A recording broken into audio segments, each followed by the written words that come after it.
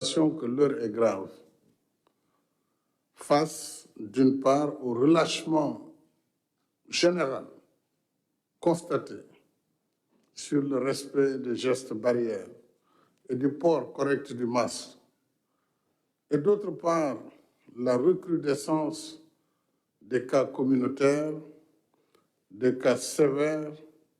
des cas graves et des décès. J'ai ainsi, suite aux recommandations du corps médical, décidé de décréter l'état d'urgence sur 2 régions, dans un premier temps, sur l'étendue de la région de Dakar et celle de Thiès, à compter de demain, 6 janvier 2021. Bien entendu, cet état d'urgence sera assorti d'un couvre-feu allant de 21h à 5h du matin dans ces 2 régions, qui concentrent plus de 90% des cas de Covid au plan national. J'invite dès lors les membres du gouvernement à prendre, chacun en ce qui le concerne, toutes les mesures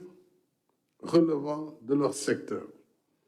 afin d'assurer l'application rigoureuse de l'état d'urgence sur le territoire concerné. Dans ce contexte, je demande aux populations de se conformer aux dispositions de prévention individuelle et collective,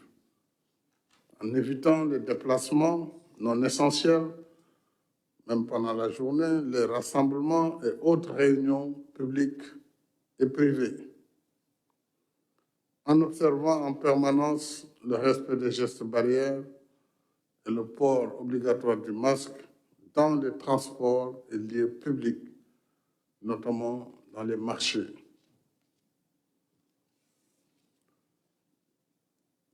J'indique dans le même élan la nécessité de veiller au renforcement permanent des contrôles sanitaires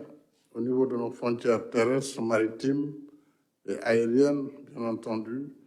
et je renouvelle mon soutien au personnel de santé et demande au gouvernement de veiller à l'amélioration continue de leurs conditions de travail. Je rappelle les efforts sans précédent déployés dans le cadre de Force Covid-19 pour renforcer les infrastructures et équipements sanitaires, à l'image du nouveau service des maladies infectieuses et tropicales de Fann, mais également à travers les différents programmes d'investissement qui ont été réalisés au cours de l'année 2020. La fonctionnalité des centres de traitement des épidémies, des services d'urgence et d'accueil et de réanimation. J'ai également ordonné qu'une stratégie nationale de vaccination me soit proposée dans les meilleurs délais pour prendre en charge et en priorité la vaccination du personnel médical et des groupes cibles qui nécessitent la plus grande attention. Bien sûr, le Sénégal continue sa collaboration dans le cadre de l'initiative COVAX avec Gavi et l'OMS. Ceci n'est pas contradictoire. Et c'est dire également que malgré cette nouvelle vague ou cette poussée épidémique au plan international, la poussée elle est partout. Le Sénégal dispose de ressources humaines et matérielles, mais également financières,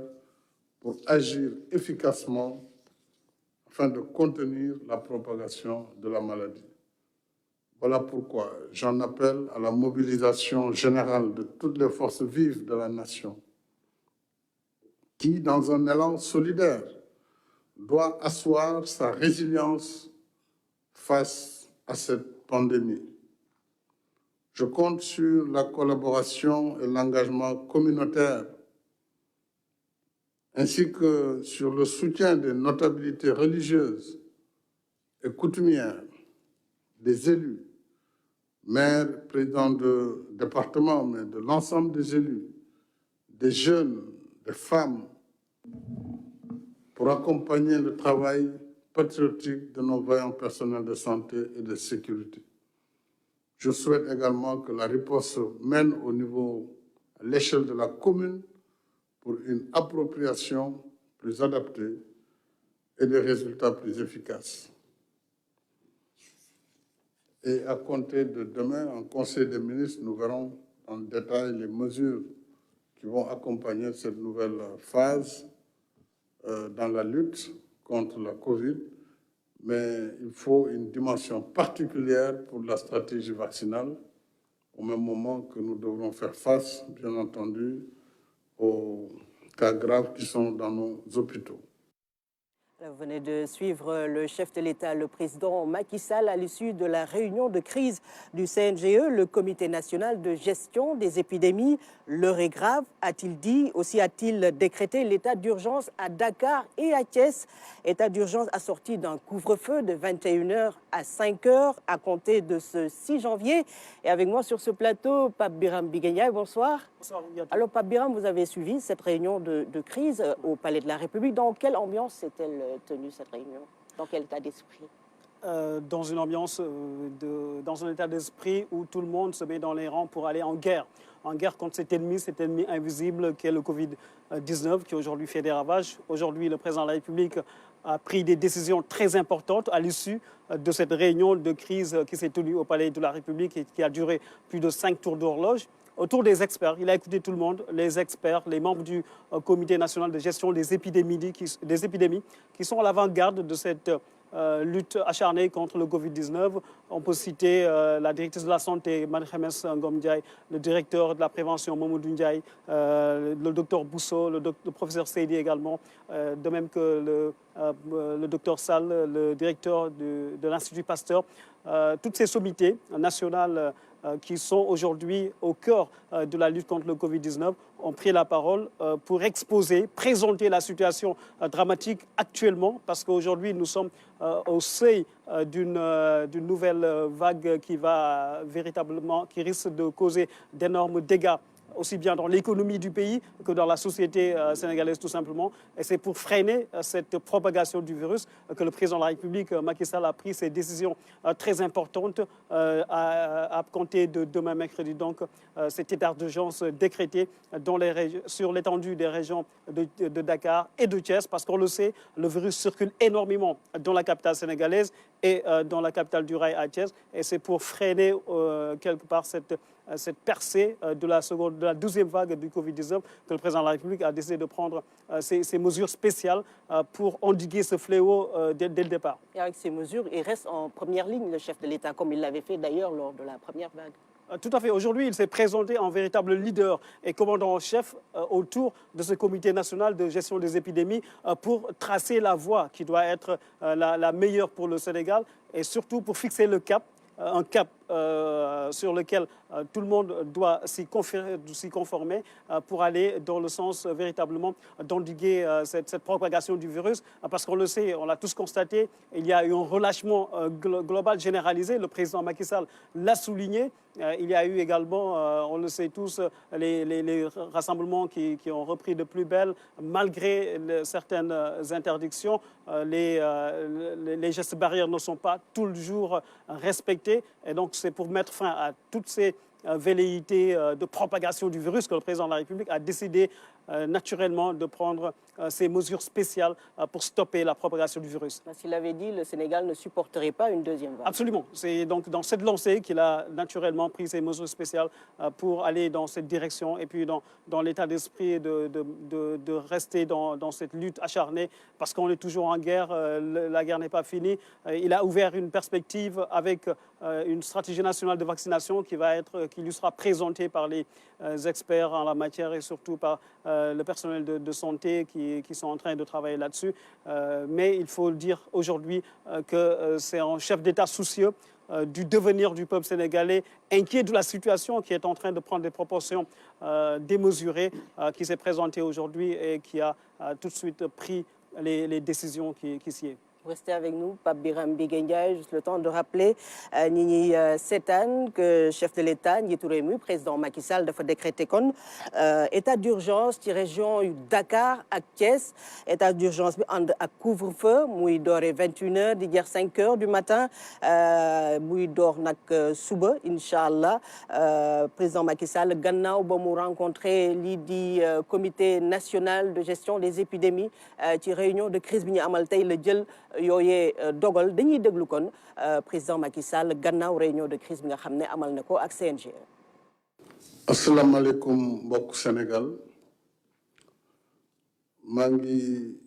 wax ak yéen tey jii fii ci palais de la République ginnaaw ndaje bu am solo bu ma am lu toll ci presque juróomi waxtu ak lu topp.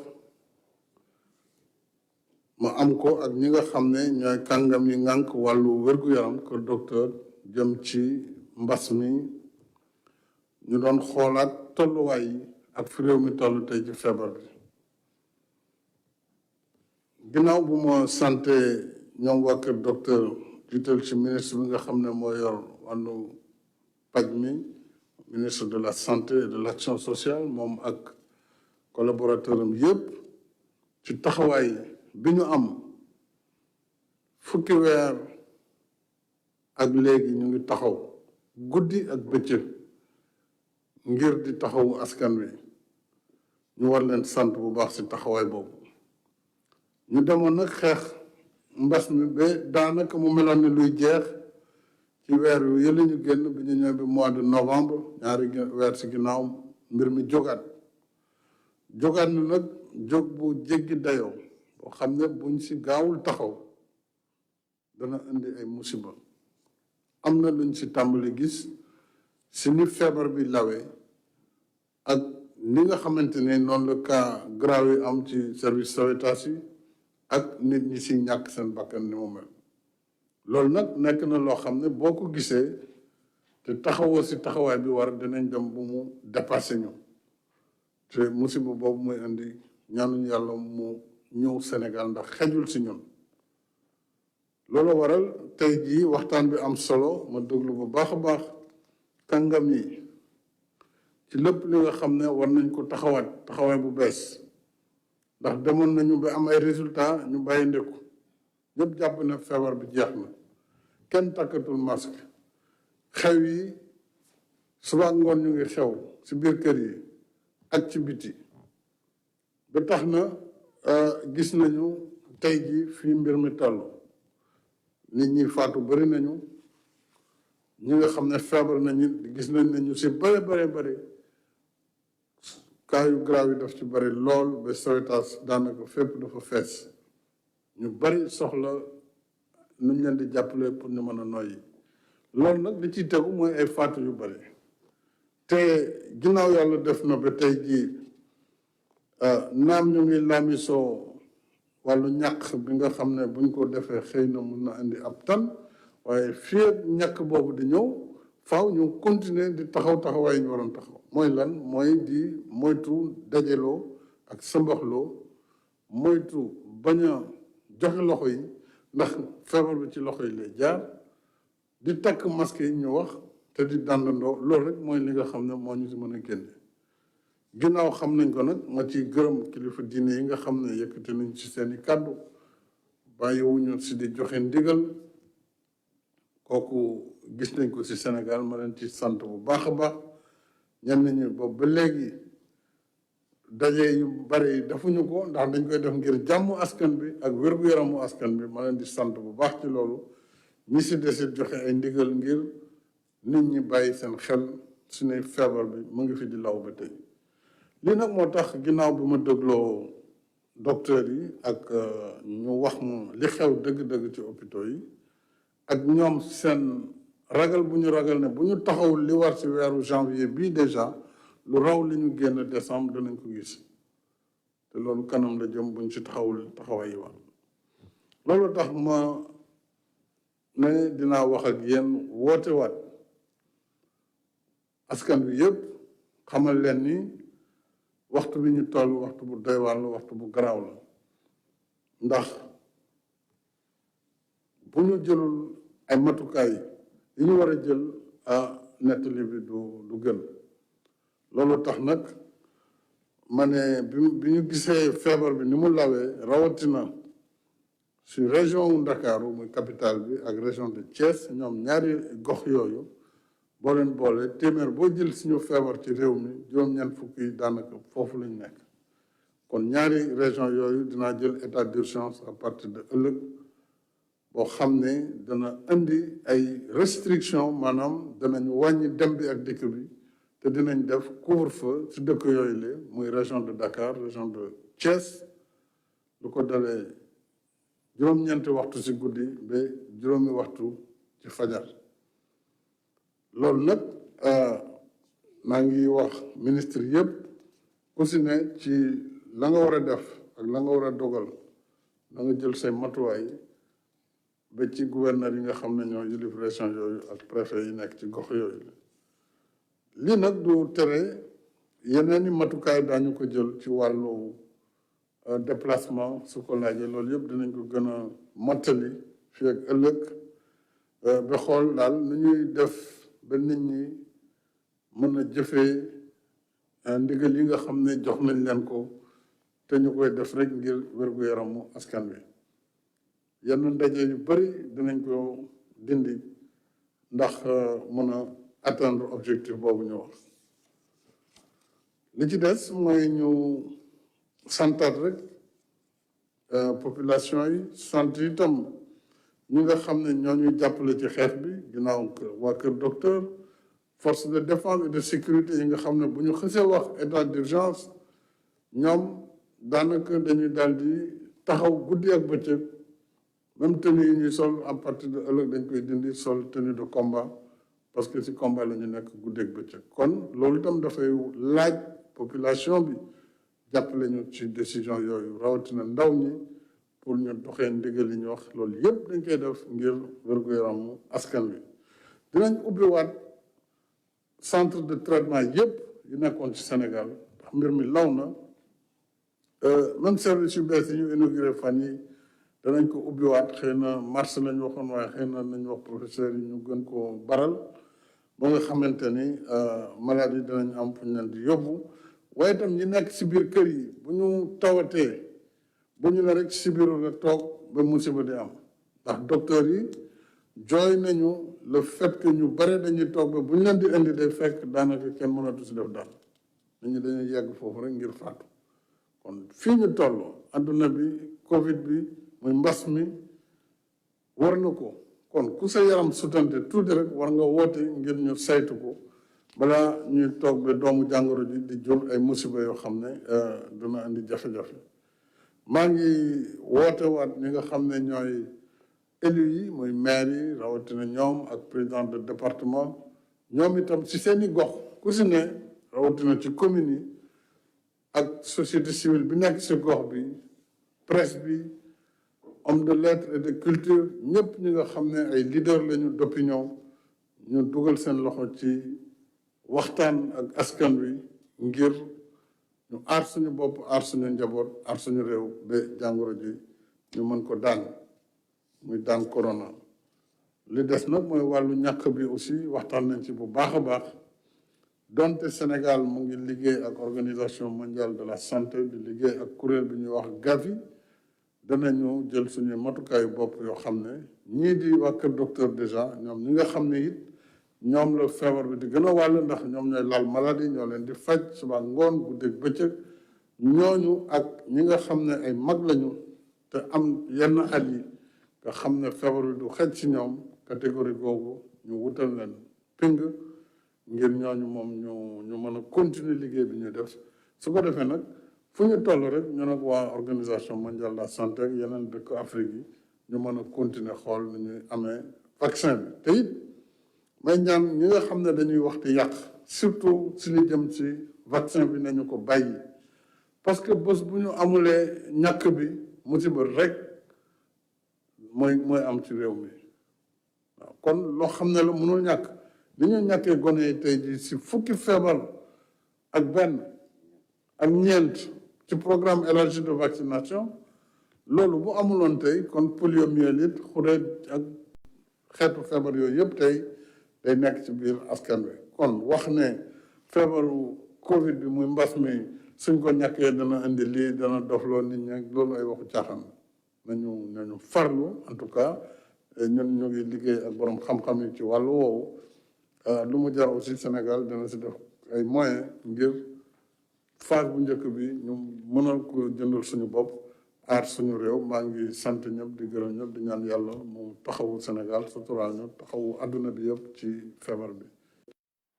ngeen doon teewlu kon njiitu réew mi président Macky Sall gannaaw ba mu amalee réunion de crise ak CNGE muy comité national de gestion des épidémies mu jógee ci boobee rencontre réunion jël ay mesures muy état d'urgence bi nga xam ne décrété na ko état d'urgence bu ànd ak couvre-feu dalee ko 21h ba 5h du matin à partir de demain Pape Birame Bigué Ndiaye suivre nga boobee réunion bu amoon ci palais de la République ñu bëggoon xam ci ban état d'esprit lañ ko defee ndax nag njiitu réew mi nee na l'heure est grave. waaw wax na ko l'heure est grave réunion bi léegi sànq la jeex dafa génn rek ñu ñëw dugg studio ngir dégtal leen xibaar yi mu nekk xibaar bu am solo ndax njiitu réew mi gannaaw ba mu dégloo ñëpp